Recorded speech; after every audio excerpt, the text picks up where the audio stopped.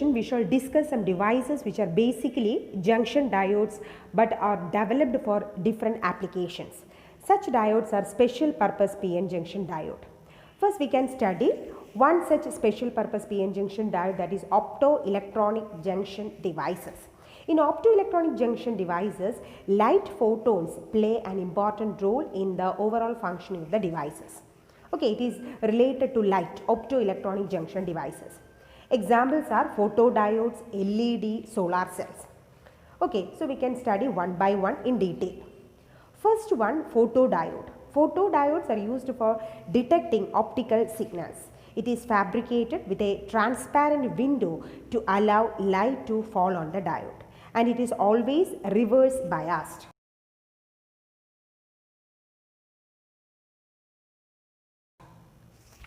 This is a photodiode. It consists of p-type semiconductor, n-type semiconductor. It is reverse bias. So P is connected to negative and N is connected to positive. In order to measure the photocurrent, we can connect a microammeter. Here, this represents a transparent window.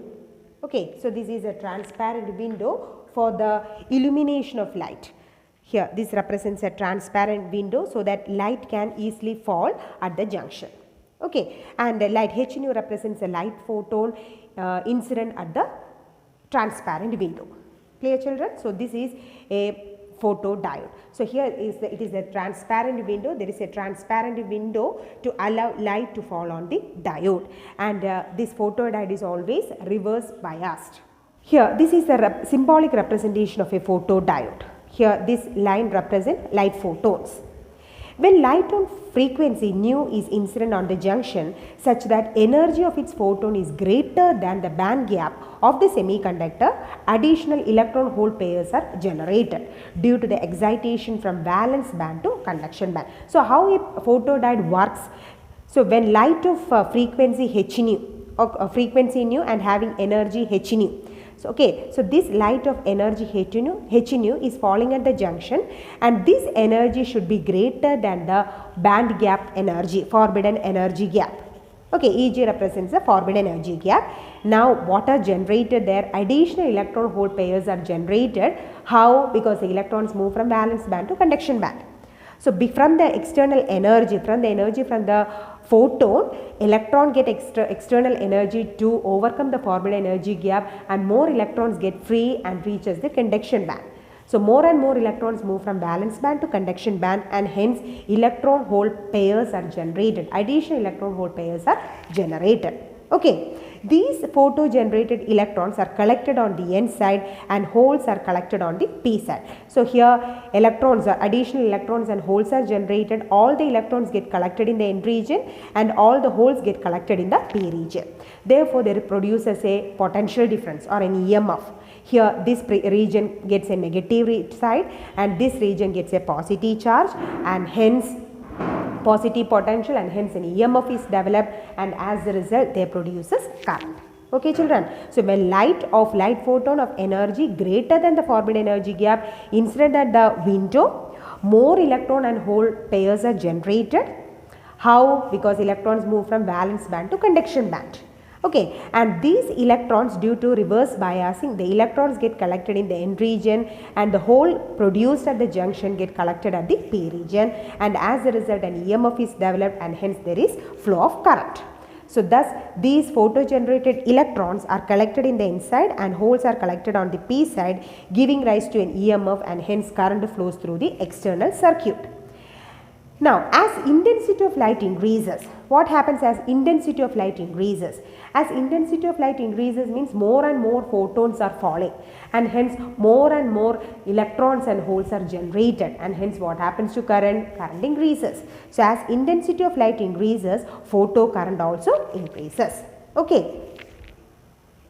So it can be shown in a graph. As intensity increases, what happens to photocurrent? Photocurrent also increases. Why it is plotted in the fourth quadrant? Because it is reverse bias.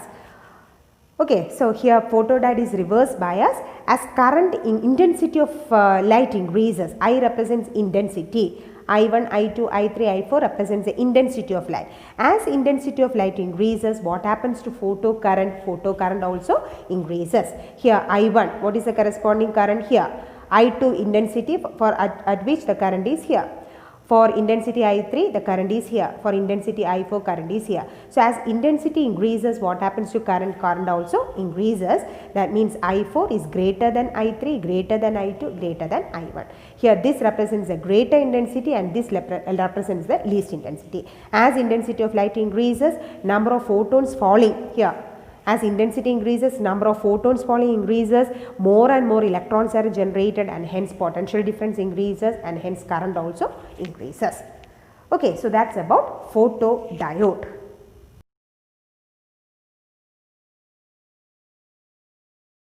Now the second optoelectronic junction device is light emitting diode or LED. You know, LED is a device which converts electrical energy to light energy or optical energy like infrared radiations, visible light, etc. The importance of LED, the characteristics of LED is heavily doped PN junction. Doping level is very high and it is always forward biased. Okay, so it's a device which converts electrical energy to optical energy. It should be heavily doped and it should be forward biased. And LED is mainly made from the translucent semiconductors like gallium arsenide, gallium arsenide phosphide and indium phosphide. So these materials are commonly used for making LED.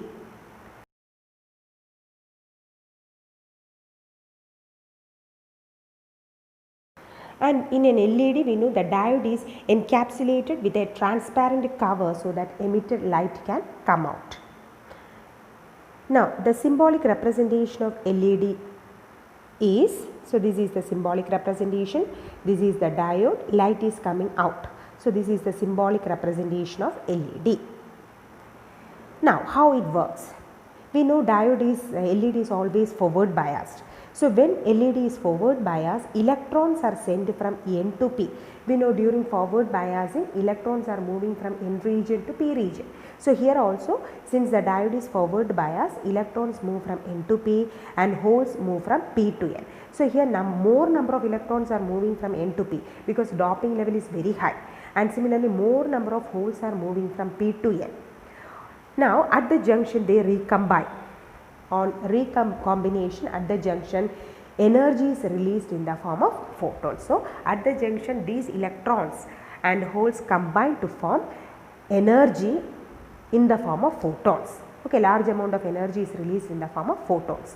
Photon with energy equal to or slightly less than the band gap are usually emitted. Okay, so emitted photon having energy equal to the band gap or slightly less than the band gap.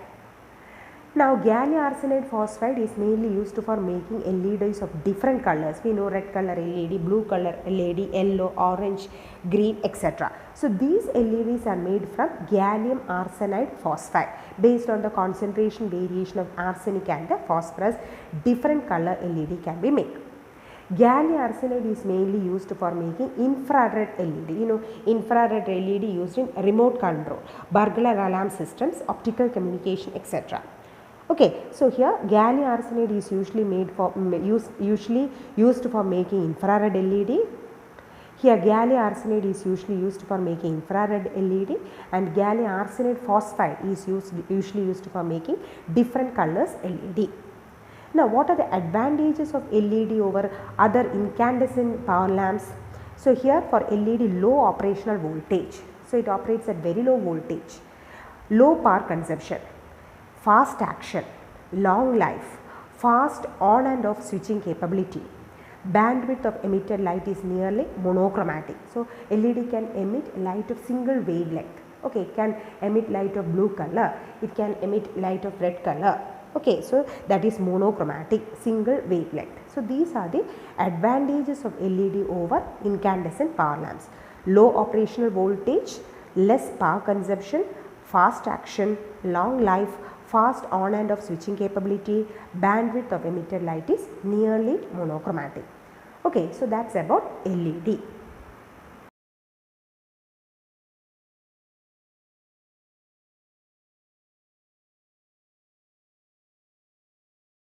Now the third optoelectronic junction device is solar cell. Solar cell is a device which converts solar energy to electrical energy. Okay, so it is a device which converts solar energy to electrical energy, and it works on the same principle as the photodiode, except there is no biasing. So solar photodiode also converts light energy to electrical energy. Solar cell also converts solar energy to electrical energy, but here there is no biasing. That is the only change. It consists of a PN junction made from silicon or gallium arsenide. It consists of N-type silicon wafer is grown over a P-type silicon wafer. Wafer means a very thin layer of P-type semiconductor and N-type semiconductor, like this. So this is N-type silicon wafer and this is the P-type silicon wafer. The other side of P-type silicon wafer is coated with a metal. So back side of the P-type silicon wafer is coated with a metal, and that acts as the back contact. So this is a metallic contact and it acts as the back contact. On the top layer of the N-type silicon wafer, metal finger electrodes are placed and they act as the front contact. So these are the metal finger electrodes. On the top of the N-type silicon wafer, there are metal contacts that act as the finger electrode, and they act as the front contact. So these are the metal finger electrodes which act as the front contact. Okay. So a solar cell consists of N-type silicon wafer and a P-type silicon wafer, and on the back side of the P-type silicon wafer there is a metallic contact which acts as the back contact, and on the top layer of the N-type silicon wafer there are metallized finger electrode which act as the front contact. Okay, so solar light is allowed to fall on this surface.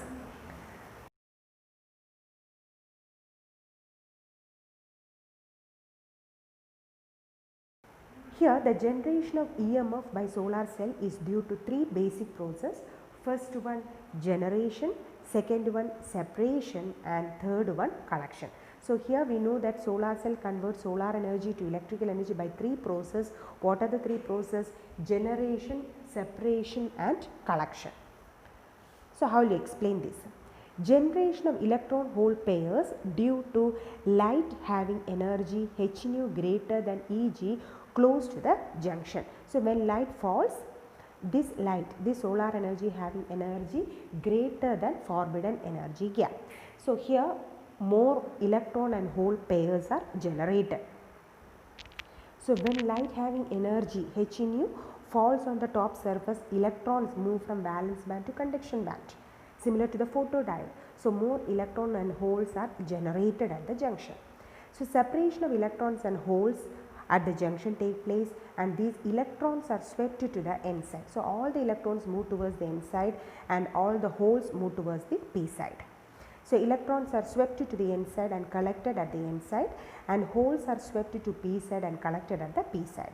And electrons at the n side are collected by the front contact. So electrons moving towards the n region are collected there, and they are collected by the front contact, collected by this metallized finger electrode that act as the front contact. So here this front contact acts as a negative potential because electrons are collected here, no, and they are collected by the fingerized metal electrode, and hence they act as negative potential.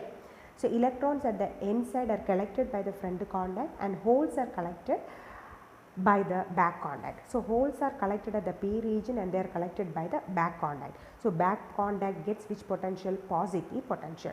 Thus p side becomes positive potential and n side becomes negative potential, which give rise to photovoltage. Okay children, so when light falls on the solar cell, three processes take place: generation, separation, and collection. Electron and hole pairs are generated there, and they get separated, and electrons reaches n region and holes reaches p region. Electron reaches n region are collected by the finger electrode, metallized finger electrode, which act as the front contact, and holes collected at the p region are collected by the back contact, and thus a potential difference is developed. And this represents the voltage current characteristic of a solar cell. Okay, here this represents a voltage current characteristic of a solar cell. Here there is no biasing. Okay children.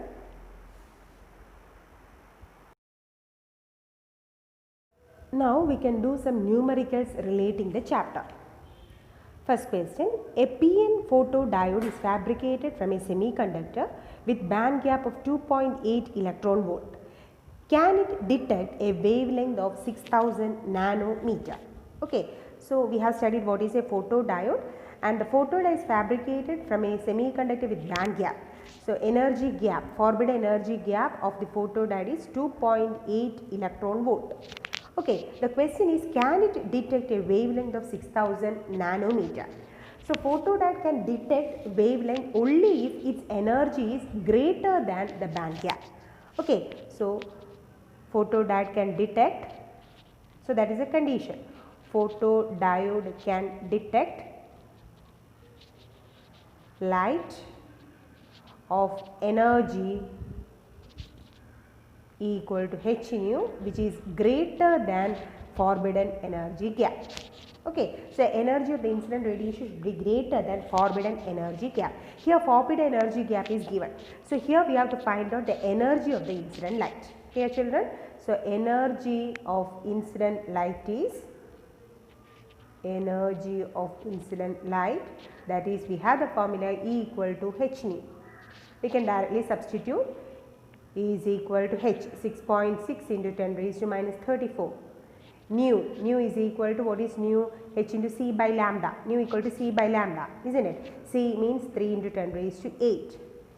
Divided by, here lambda is given as 6000 nanometer.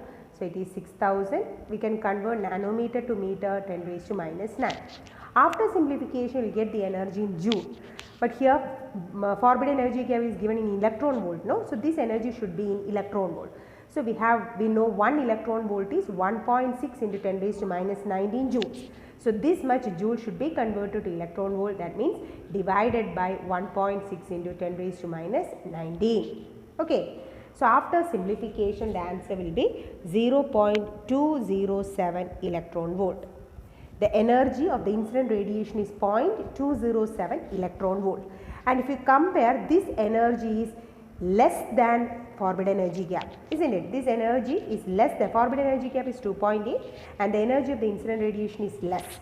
So since the energy of the incident radiation is less, does the photodiode can detect? No, the photodiode cannot detect. So answer is, since energy of incident radiation is less than forbidden energy gap, the photodiode cannot detect.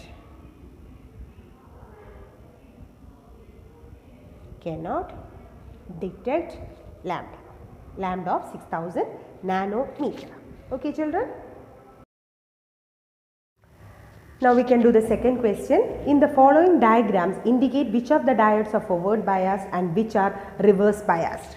4 circuit diagrams are given. Okay, diode resistance. We know that what is forward biasing? Forward biasing means if p-type semiconductor, this represents a p-type semiconductor, if p-type is connected to high potential, positive or negative. So actually P is connected to high potential and N is connected to low potential. Okay, that is called forward biasing. Forward bias means P is connected to high potential and N is connected to low potential. A reverse biasing means P is connected to low potential and N is connected to high potential. That is called reverse biasing. Clear children?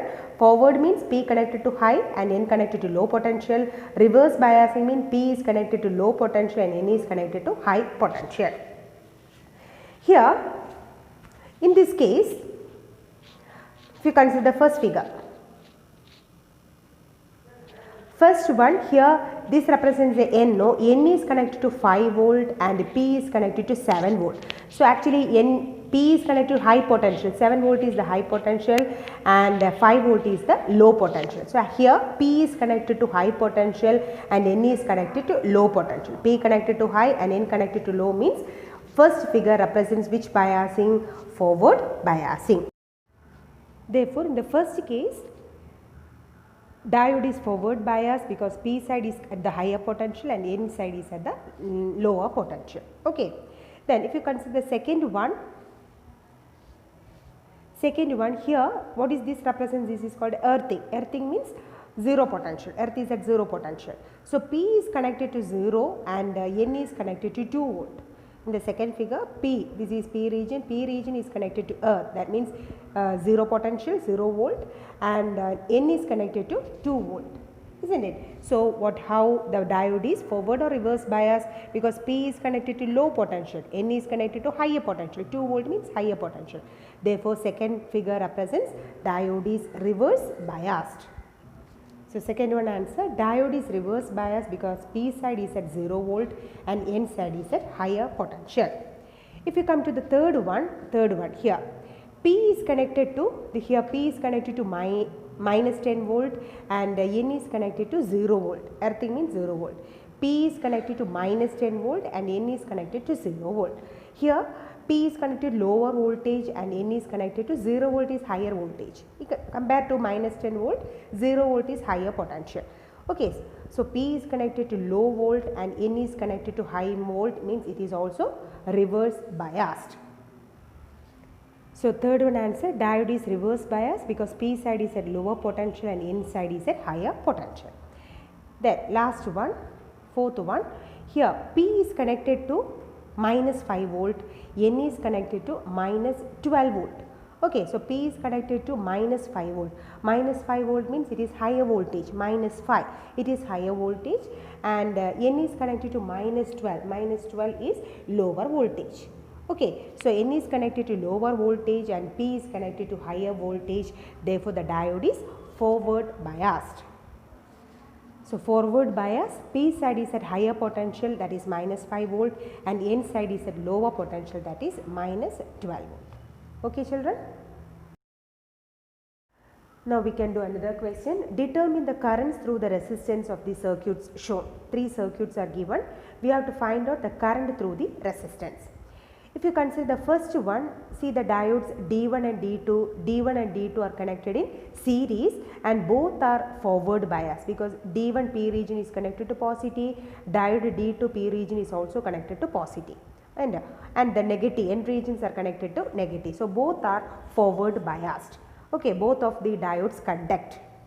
And here these are ideal diodes because there is no resistance for the diode. So what is the current flowing through the diode? Since D1 and D2 are forward bias, both of them conduct. So current is equal to I equal to V by R. Here voltage is 2 volt and resistance is 20 ohm. So what is the current through the diodes? I equal to V divided by R. So first one answer. Both are forward biased, D1 and D2 conducts, and hence current I equal to V by R, that is equal to 0.1 ampere. Now the second one. What about the second one? Here D1, D2 they are connected in series, but D1 is connected to positive and D2 N region is connected to positive. Okay, D1 P region is connected to positive, D2 N region is connected to positive. That means D1 is forward bias and D2 is reverse bias. Okay, and since both are connected in series, no current flows through the circuit. D1 is forward but D2 is reverse, no? That means circuit acts as the open circuit, and hence what is the current through the resistance? No current flows through the resistance or no current flows through the circuit, and hence current equals, what is the current? Here current is equal to 0 ampere. So here the answer is, so here D1 is forward bias but D2 is reverse bias, and hence the circuit act as an open circuit, so current I equal to 0. Now the third one, here both are connected in parallel. Both are forward bias or reverse bias? Both are forward bias because here P region is connected to positive, D2 P region is also connected to positive. That means both are forward bias and both of them conducts. So here there is 1 voltage, 2 volt, and how many resistance? Only 1 resistance. So what is the total current? Here we have to find out the total current through the 20 ohm resistance, isn't it? So both of the diodes conduct, and the current flowing through 20 ohm is I equal to V divided by R. Okay. Here the answer, D1 and D2 are forward biased, and hence current I equal to V by R, that is equal to 0.1 ampere. Now to the last one, D1 and D2. Here both are connected in parallel. Okay, but D1 is P region is connected to positive and hence D1 is forward biased. But what about D2? D2 N region is connected to positive terminal, isn't it? N region of D2 is connected to positive terminal, therefore D2 is reverse bias, but D1 is forward bias, no? So therefore current flows through which diode? Diode D1. So total current flows through diode D1, D2 does not conduct. So here current from 2 volt flows through diode D1 and hence what is the current through 20 ohm? Here D1 is forward bias, D2 is reverse bias and hence current through 20 ohm is I equal to same V divided by R, 2 divided by 20, that is equal to 0.1 ampere. Okay.